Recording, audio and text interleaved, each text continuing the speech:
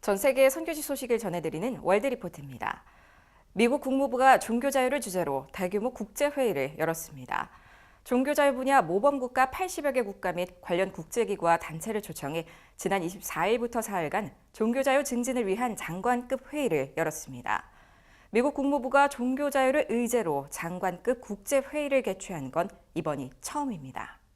현재 종교 박해는 전 세계적으로 증가하는 추세입니다. 이에 마이크 폼페이오 미국 국무부 장관은 종교자유가 트럼프 정부의 우선 사항이라고 밝히며 이번 국제회의의 의미를 전했습니다. The advancement of religious freedom matters to every individual in every country. The human dignity, the human right attached to religious freedom, I feel personally, I know President Trump does as well.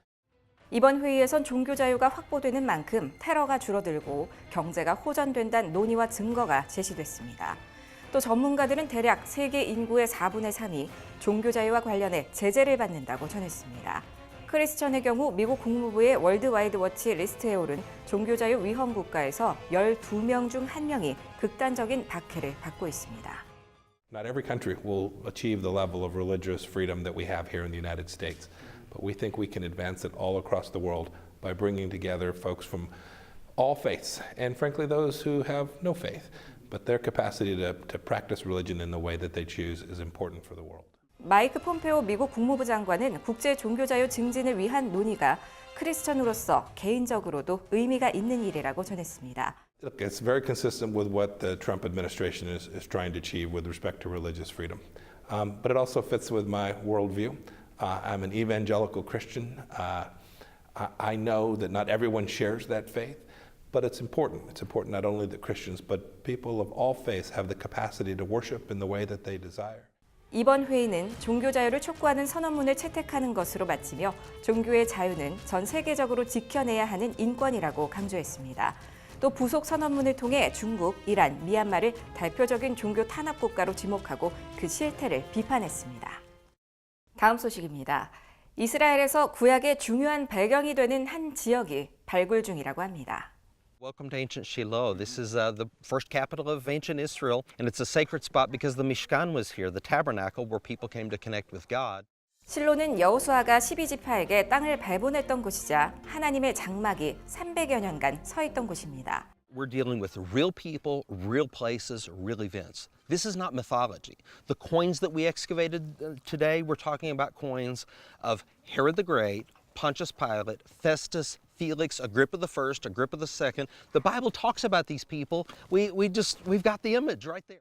이곳에서 로마 시대의 동전과 2천여 개의 도자기 조각 등 각종 매작물과 함께 가나안 사람이 만든 보강벽도 발견됐습니다. Now this one was from yesterday. It's been washed already, so you see the same form right out of the ground in yesterday, and these are those handles from the stone vessels.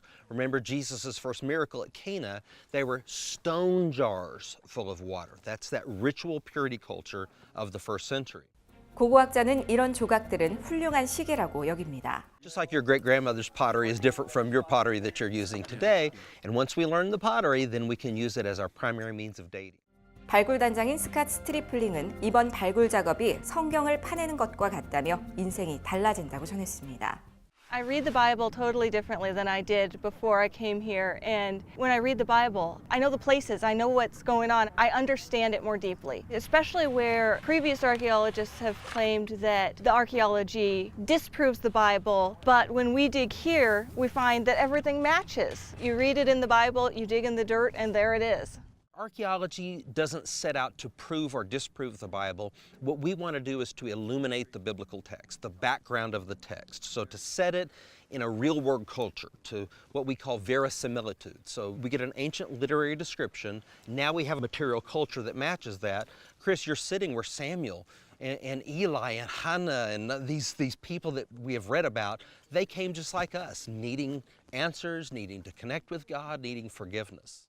또 과거를 발굴하면서 현재에 대한 교훈을 얻는다고 말했습니다.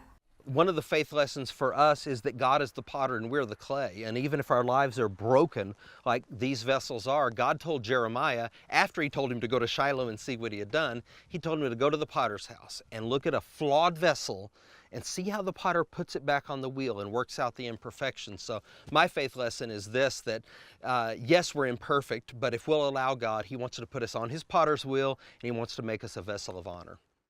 스트리플링은 시편 102편 14절에 주의 종들이 시온의 돌들을 즐거워하며 그의 티끌도 은혜를 받나이다란 말씀을 인용하기도 했습니다. Ultimately, Chris, if the Bible is true, then the God of the Bible has a moral claim on our lives. And as we establish the veracity of the biblical text, I hope that everyone watching will just think about that God loves us and he has a moral claim on our lives. 지금까지 CBN과 함께하는 월드 리포트였습니다.